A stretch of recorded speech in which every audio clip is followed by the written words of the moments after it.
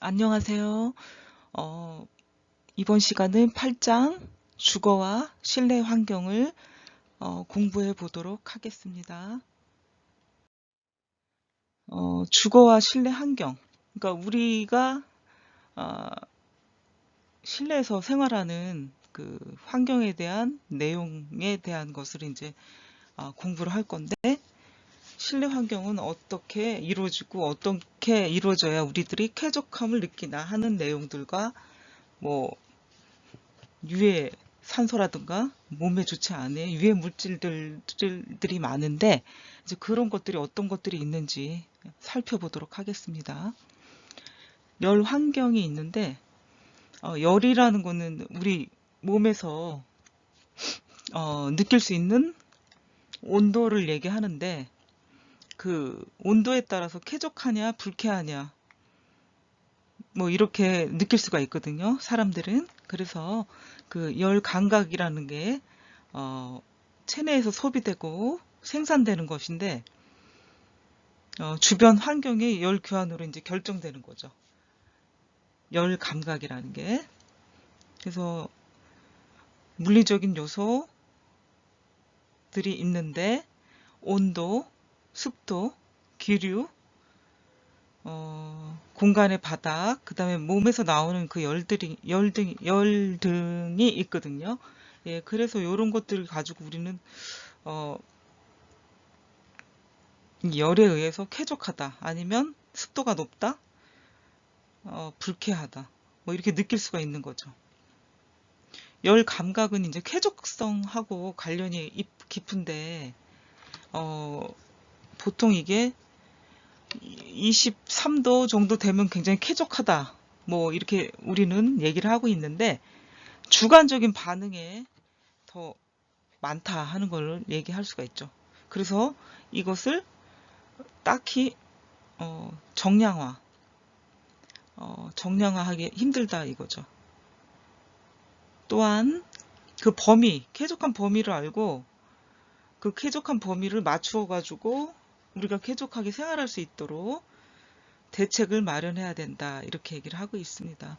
그래서 우리가 가장 사계절 중에 날씨가 좋은 계절은 봄, 가을이다, 이렇게 얘기를 하죠. 왜냐하면 온도, 습도, 기후가 알맞기 때문에. 우리나라에서는 공부를 한다거나 운동을 한다거나 또 야외에서 활동하기 가장 좋은 그 날씨가 이제 봄, 가을이 되겠죠.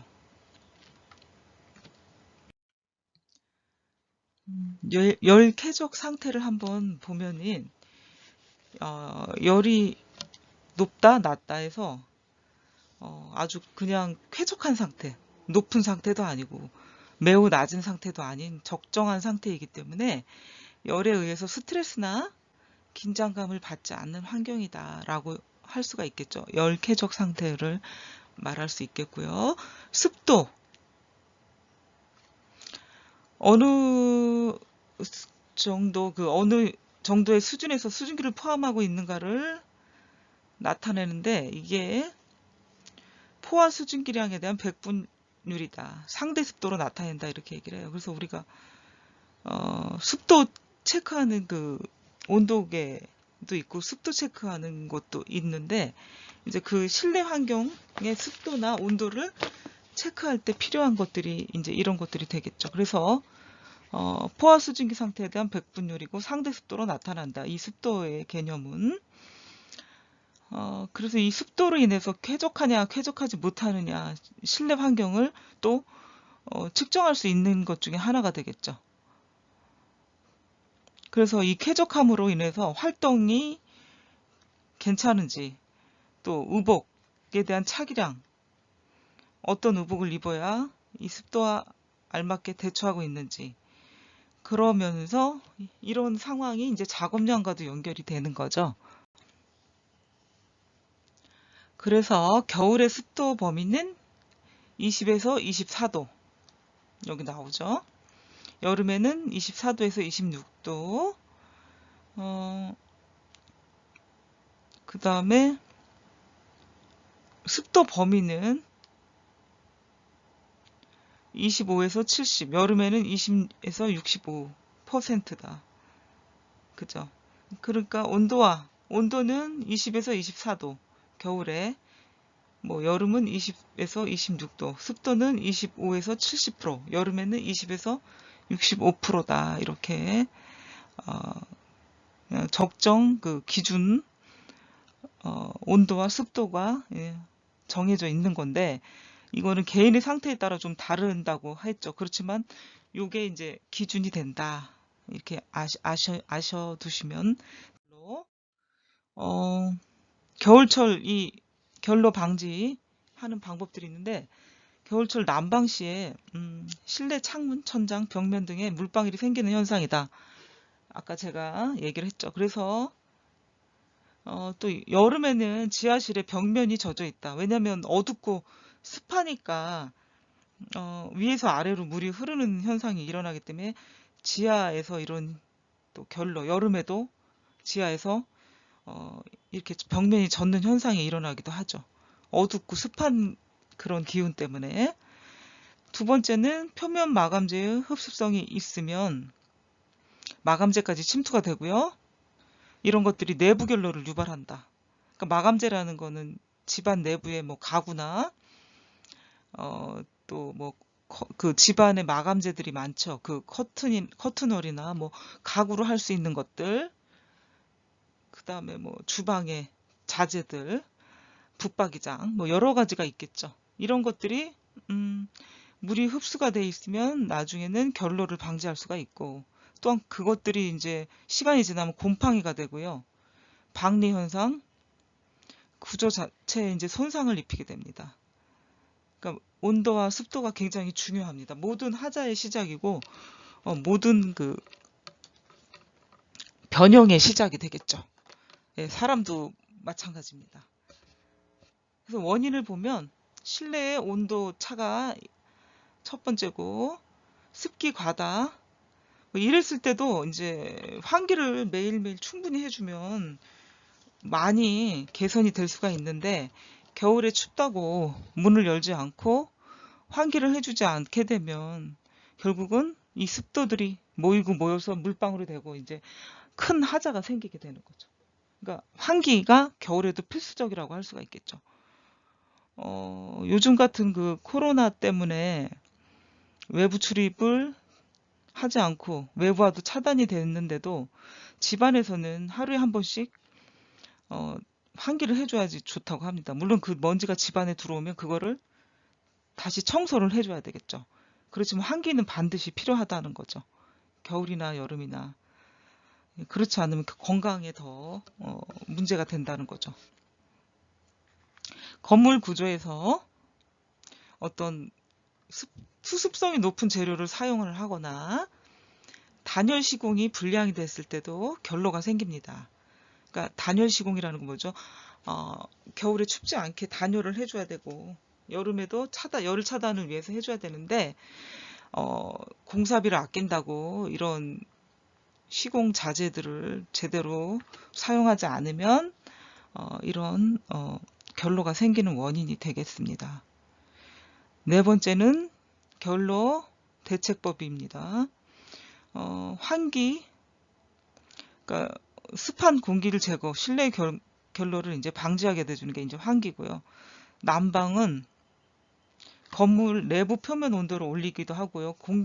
실내 공기를 어느 이슬점 이상으로 유지를 해주니까 난방도 적절하게 해줘야 된다. 또한 그 높은 그 온도의 난방은 좀 짧게 해주고 적절한 난방이 필요하다는 거죠.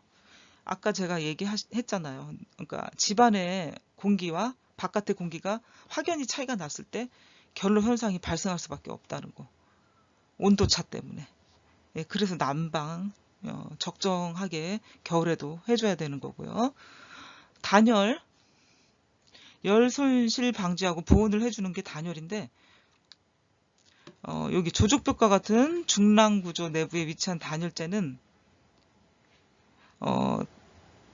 난방 시 실내 표면 온도를 신속히 올릴 수가 있다. 이렇게 알 수가 있겠죠. 두 번째, 공기 환경.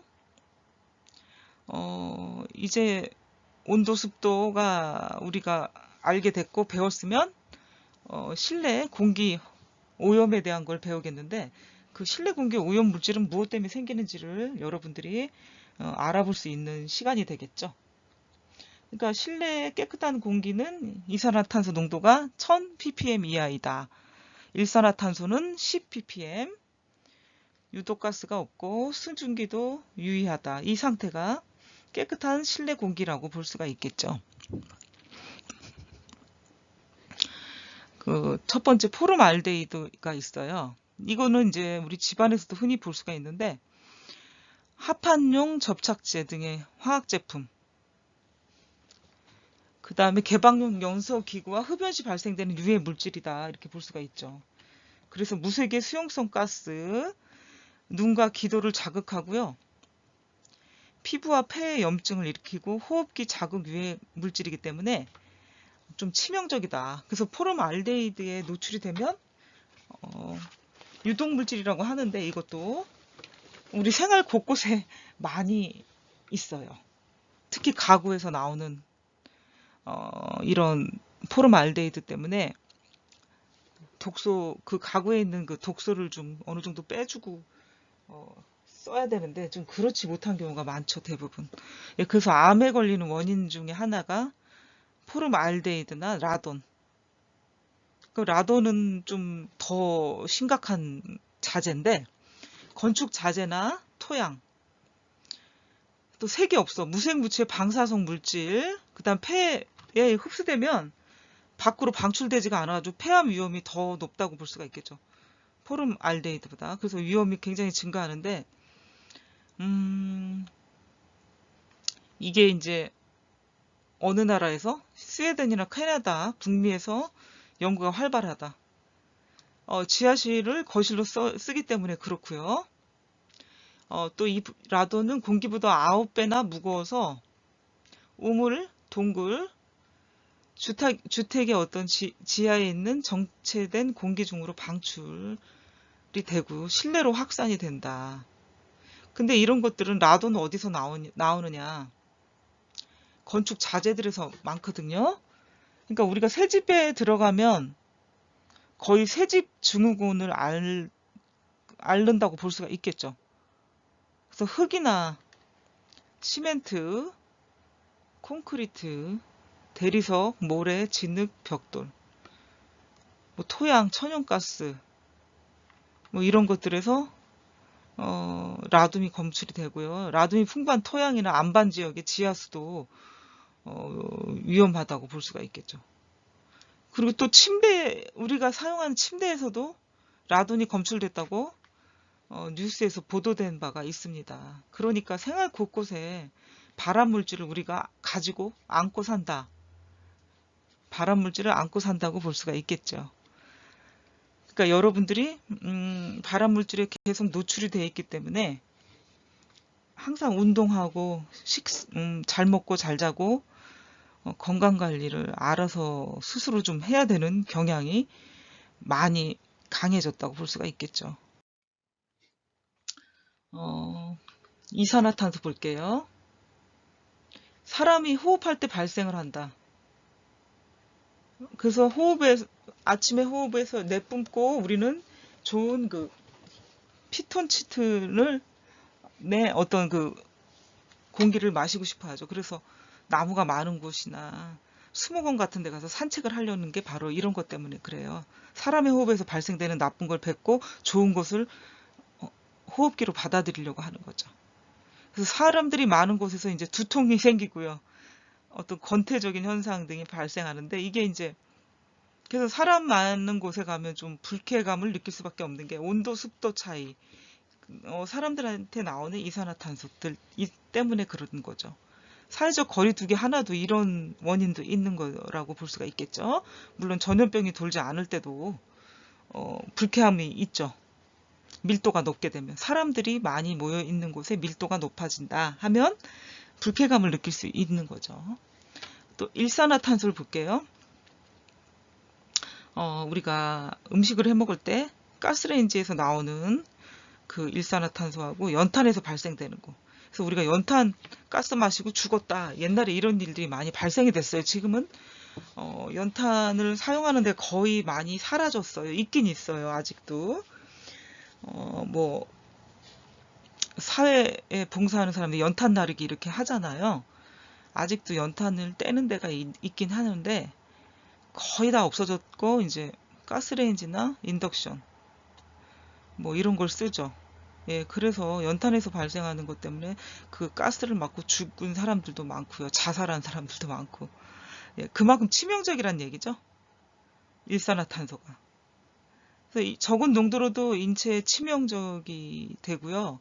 그 농도는 5ppm의 농도에서 20분에 노출이 되면 신경계에 반사작용을 합니다. 그래서 예전에는 결혼을 하게 되면 남편들이 때로는 외도를 하게 되죠. 외도를. 그러면 부인은 그걸 알게 됐을 때는 어떻겠죠? 속이 뒤집어지죠. 예, 그래서 남편하고 이렇게 헤어지기보다는 남편의 외도의 버릇을 고쳐서 잘 살려고 노력했던 게 예전에 어머니들이죠. 할머니 어머니들인데, 예, 그래서 이제 고쳐보려고 연탄에 불을 피워가지고 연탄가스를 이렇게 죽겠다고 자살 시도를 한 적이 있는 사람들이 있는데, 실제로 자살 시도가 아니고 그냥 쇼를 한 게 아니고 실제로 그 연탄가스를 마시고 돌아가신 분도 있다고 합니다. 예, 그러니까 이것이 굉장히 20분만 노출돼도 치명적이다. 적은 농도로도. 근데 그걸 몰랐던 것 같습니다. 옛날에 그 연극을 했던 어머니, 할머니들은. 예, 그래서 애꿎게 이제 돌아가시기도 하고 이랬어요. 그러니까 굉장히 치명적이다 하는 걸 알 수가 있는 거죠. 뭐 그렇게 예를 들어서 좀 그렇지만, 또 질소산화물, 난방기구 및 자동차 배기에서 이제 나오는 거, 가스 있죠. 이런 것들은 이제 호흡기 질환, 그다음에 호흡기가 약한 어린이에게 위험하다는 거죠. 그래서 이 질소산화물은 지구 온난화에도 영향이 많은데 결국 뭐 이런 모든 그 유해 가스들이나 유해 물질들이 사람들이나 아니면 지구의 온난화, 지구 환경에 영향을 미치게 되는 것이죠. 부유분진이죠. 대기 중에 미세한 입자상의 물질이다. 그러니까 눈에 보이지 않는 그 분진들 공사장에서 많이 나죠. 뭐 보이기도 하고 안 보이기도 하는데 안 보이는 그 미세먼지들이 더 위험하다고 하잖아요. 호흡기로 우리도 모르게 그냥 흡수가 돼버리기 때문에 이렇게 눈에 보이는 부유 분진하고는 또 다른 영향이 있는 거죠.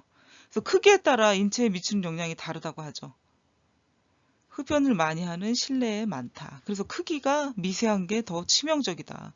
그래서 우리가 미세먼지 때문에 마스크를 구매해서 썼던 게 이제 평상시 그 마스크를 구매했던 거를 코로나 때 잘 활용한 게 우리나라는 그 확진자나 사망자를 줄이는데 크게 공헌을 했다고 봅니다. 7번째, 성면. 이거는 이제 건축자재인데 단열재에서 이거를 단열재를 우리는 안 할 수가 없잖아요. 그죠? 아까 앞에서 얘기했던 것처럼 결로 아니면 열차단, 그 다음에 추위를 차단하려면 이런 단열재를 써야 되는데 거기에 이제 성면이라는 게 발암 물질이 들어있는 거죠. 그래서 공기를 통해서 호흡기 질환과 소화기 질환에 영향을 주고요. 폐에 쌓여가지고 폐암을 유발하죠. 그래서 또 이게 소화기에 쌓이게 되면 위암, 소장암, 췌장암을 유발해요. 그래서 미국에서는 가장 위험한 발암물질로 구분하는 게 성면이다. 이렇게 구분을 하고 있어요.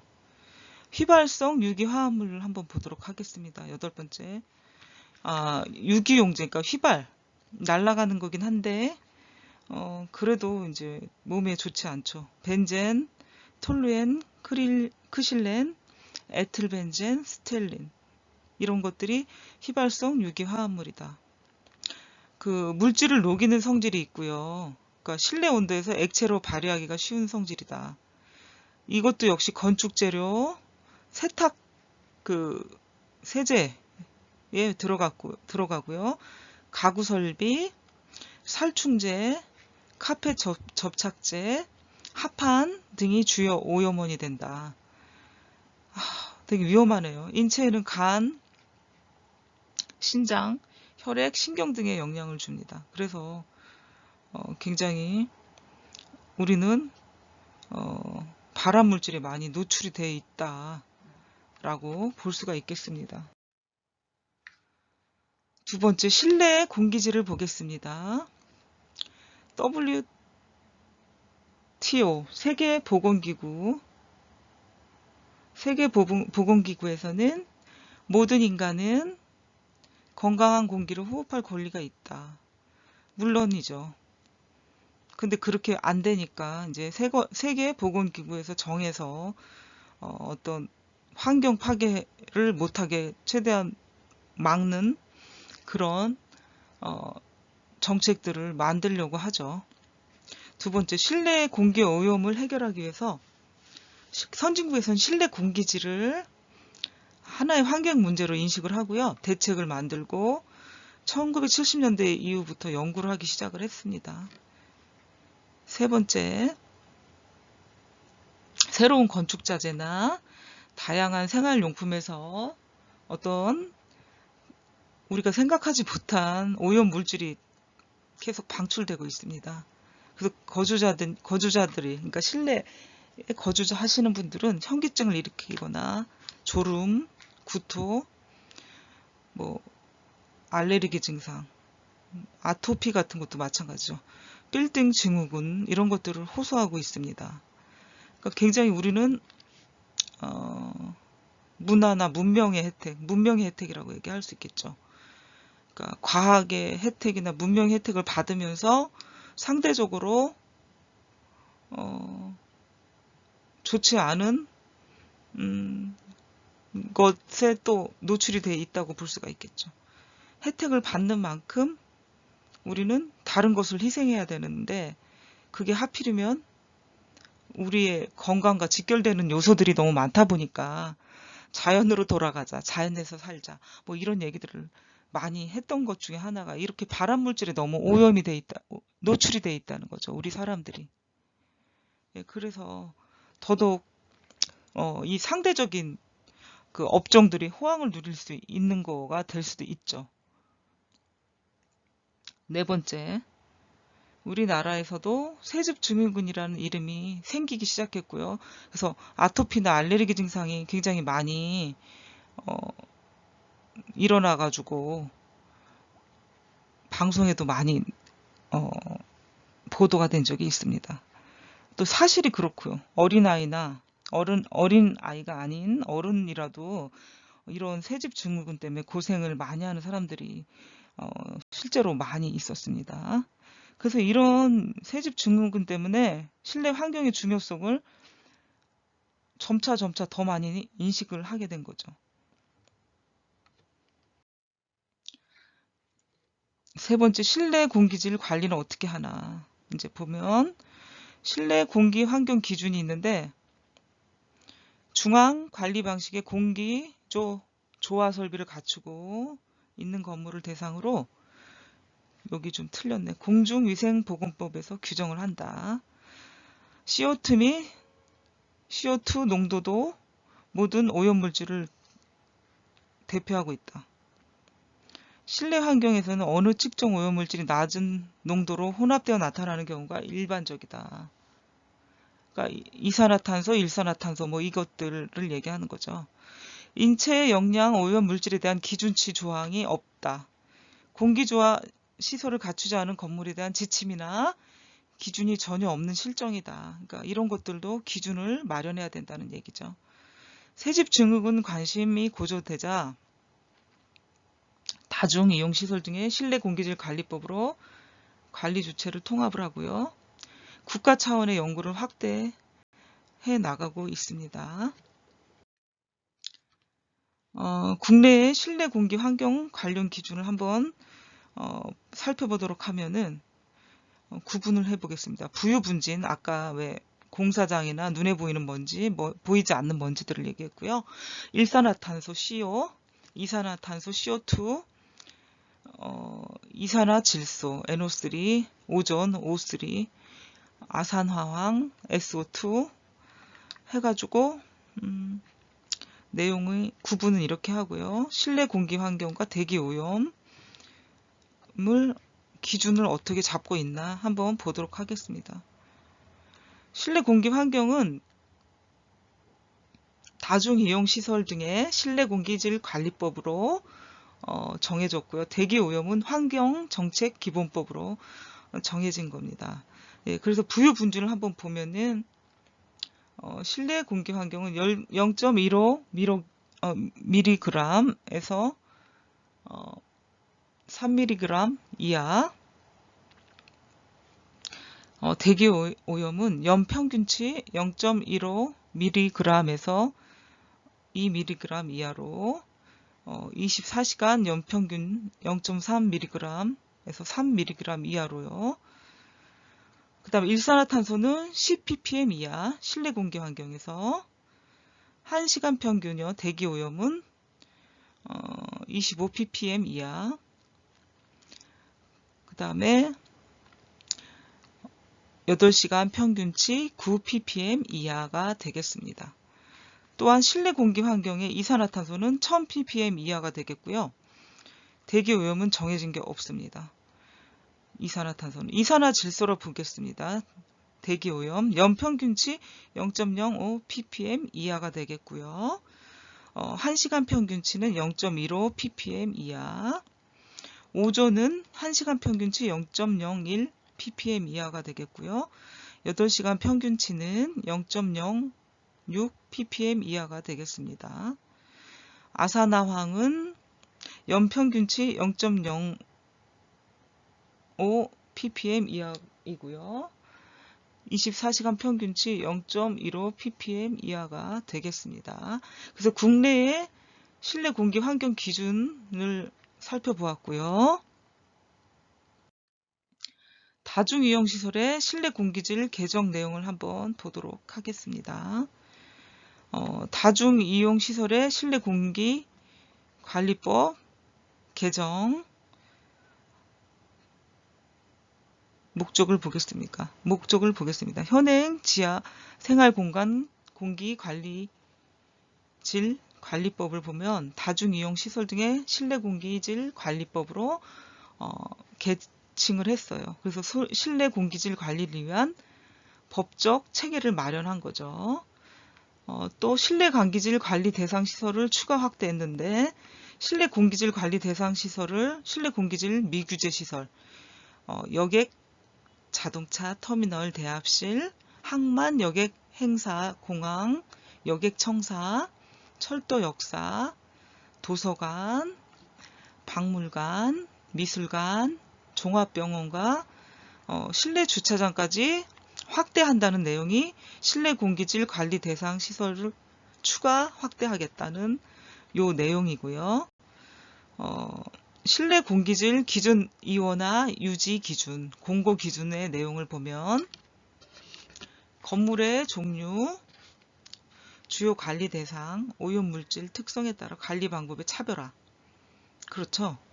건물이 다르고 실내 환경 관리가 다르기 때문에 이런 것들의 특성에 따라서 관리 방법의 차별화, 관리 효율성을 확보해야 된다 하는 내용이고요. 유지 기준은 환기, 정화 설비의 상시 가동 등 상시 관리가 필요하다. 미세먼지랑 CO2 등 이런 것들 때문에요. 그리고 실내 환경 관리자 지정 제도를 신설했다.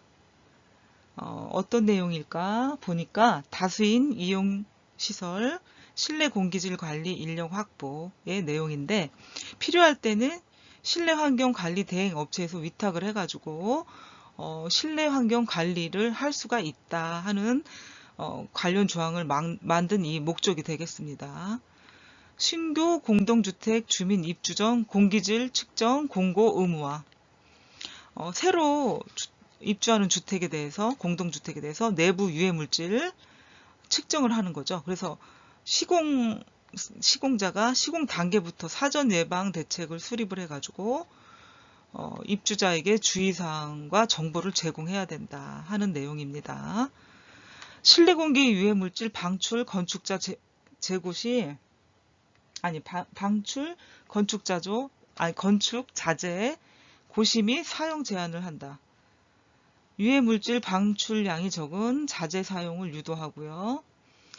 유해 자재의 생산 및 사용을 점차적으로 제한을 한다. 그러니까 점차적으로 친환경 자재를 사용을 해야 되는데 현재는 가격들이 너무 비싸다 보니까 그렇게 사용이 안 되고요. 점차 이제 완화하거나 친환경 자재로 유도를 해야 되겠죠.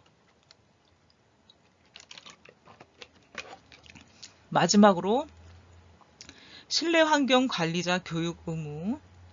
다중 이용 시설 관리자에 대한 교육을 의무화할 것이고요. 실내 공기질 관리에 필요한 기술적인 정책적인 지식 정보가 제공이 돼야 되고 실내 공기질 관리에 관한 인프라를 구축을 해야 된다는 내용이 실내 환경 관리자 교육 의무가 되겠습니다.